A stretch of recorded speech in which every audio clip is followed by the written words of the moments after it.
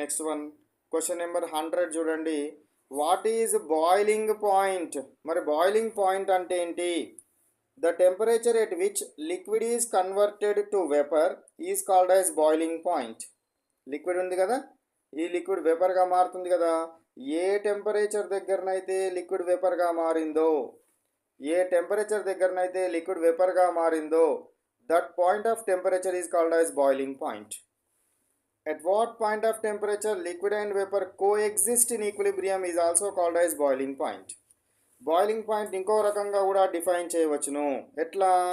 Liquid తీసుకుంటే లిక్విడ్కి వేపర్కి ఏ పాయింట్ ఆఫ్ టెంపరేచర్ దగ్గరనైతే ఈక్విలిబ్రియం ఏర్పడుతుందో, ఏ పాయింట్ ఆఫ్ టెంపరేచర్ దగ్గరనైతే there exist an equilibrium between liquid and vapour, that point of temperature is also termed as boiling point. ఏ పాయింట్ ఆఫ్ టెంపరేచర్ దగ్గర లిక్విడ్ వేపర్గా మారుతుందో దాన్ని బాయిలింగ్ పాయింట్ అనొచ్చు, లేదా లిక్విడ్కి వేపర్కి మధ్య ఈక్విలిబ్రియం ఎస్టాబ్లిష్ అయ్యే టెంపరేచర్ని కూడా బాయిలింగ్ పాయింట్ అంటారు అనేది గుర్తుంచుకోవాలి.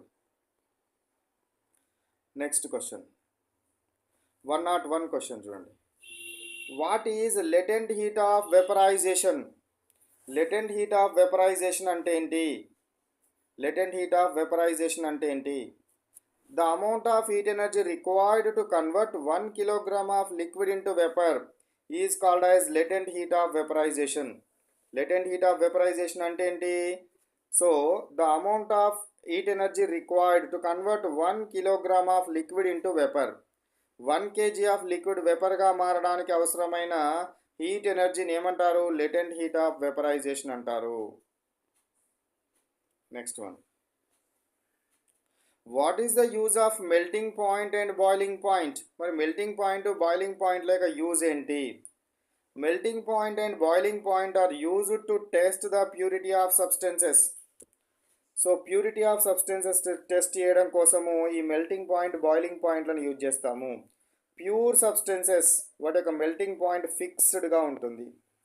ఇంప్యూర్ ఉందనుకోండి, ఈ ఈ మెల్టింగ్ పాయింట్ దగ్గర కాకుండా ఇంకొక మెల్టింగ్ పాయింట్ దగ్గర మెల్ట్ అవ్వడం స్టార్ట్ అవుతుంది. అట్లా impurities decreases melting point, whereas impurities increases boiling point. అర్థమైందా ఏందో? మళ్ళీ ఒకసారి చూడండి. ఇంప్యూరిటీస్ మెల్టింగ్ పాయింట్ని ఇంక్రీజ్ చేస్తాయి. అదే సేమ్ మెల్టింగ్ పాయింట్ డిక్రీజ్ చేస్తుంది, మెల్టింగ్ పాయింట్ని డిక్రీజ్ చేస్తుంది. అదే ఇంప్యూరిటీ బాయిలింగ్ పాయింట్ని ఇంక్రీజ్ చేస్తుంది, బాయిలింగ్ పాయింట్ని ఇంక్రీజ్ చేస్తుంది.